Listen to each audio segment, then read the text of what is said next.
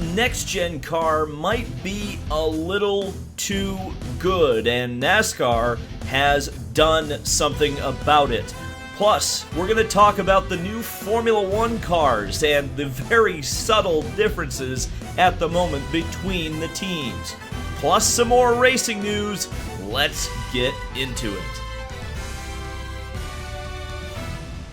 So one of the big stories going all around social media in the motorsports sphere has been the car reveals for the 2022 Formula One season. Now, it's important to note that Red Bull, well, they just painted their livery on the show car for 2022. But Aston Martin and Haas have revealed at least partially what they'll be running in the coming year. And to the untrained eye, and certainly my eye is untrained when it comes to the 2022 Formula One cars, you might think they're exactly identical, but the closer you look, the front wings, the side pods, if you can call them that, some of the rear wing struts, the underside of the car for sure, all subtly different between the Aston Martin and the Haas. Certainly, it's a departure from what we have seen in Formula One racing in the past. Obviously, as well, the hope is that the cars being similar on the outside will A, make them less aerodynamically sensitive so they can run closer together, and B, well, you would hope that they perform similarly so they run closer together. Every attempt Formula One has made to make the cars race closer has usually drawn them further apart, so I'm not necessarily confident. Someone always has something up their sleeve in Formula One. It's a development series after all, but yeah, it's remarkable to me how similar the cars look to the mock-up that Formula One put out. And I guess, fair play to Formula One at the moment with officially 2 cars actually revealed. They have achieved that. So one of the big things going around, you may have seen it today in the IndyCar sphere, is a lot of different people talking about the third engine manufacturer, and they always talk about the third engine manufacturer. And the name that's hot and popular right now is Toyota. Will something be announced? Ooh, it's so tough because everything Toyota says is, well, we're not going in the next couple of years. Well, everything I've heard about a potential Toyota entry would be at the earliest 2024, which by definition is a couple of years. We know that Vassar Sullivan Racing is very closely connected with Toyota.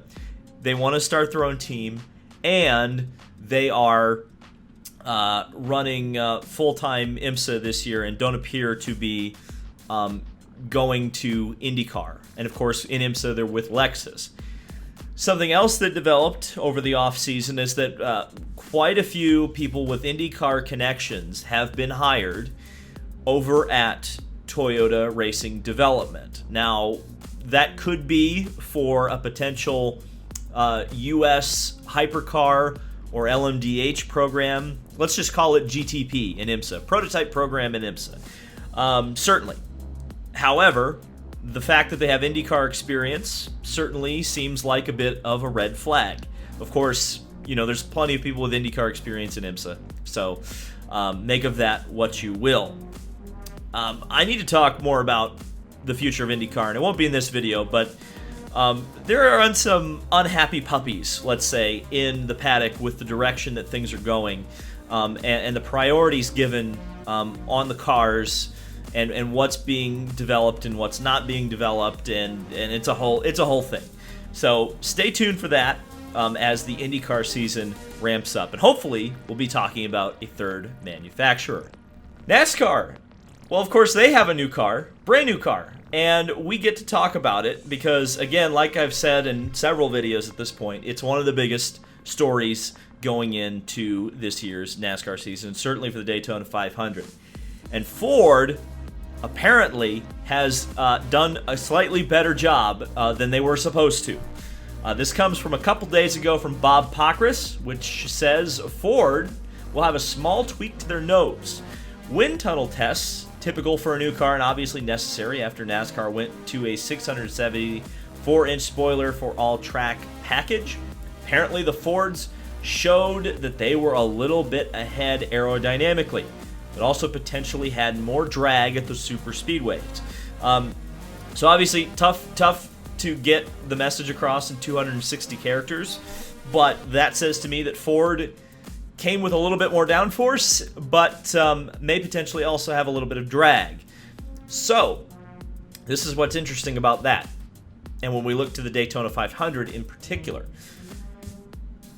going into, let's say, the new test, well, that's the interesting thing, isn't it? Because the plate tracks will not use the 670 horsepower package. But you know what did? The Clash at the Coliseum. And you know who won pretty handily at the Clash at the Coliseum? Joey Logano. So I wonder how much of an advantage, and of course, you know, they're going 60 miles an hour, right? Aerodynamics aren't going to mean a terrible amount, but it could have had some sort of a factor. But what's interesting is, what is that tweak that Ford is going to have to go through? Because if they've got, let's say they've got way more downforce right now. Well, not way more downforce, but they have a downforce advantage over Chevy and Toyota. Well, if NASCAR made them tweak it, does that suddenly take away some downforce and potentially take away some drag, thus making Ford potentially better at the Daytona 500 than they would have been in, you know, had the current rules package been run?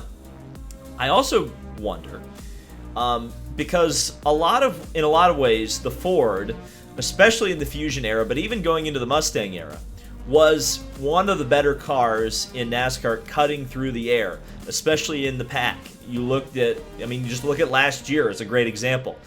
The Team Penske and Front Row Motorsports were able to just completely dominate the race in the closing stages.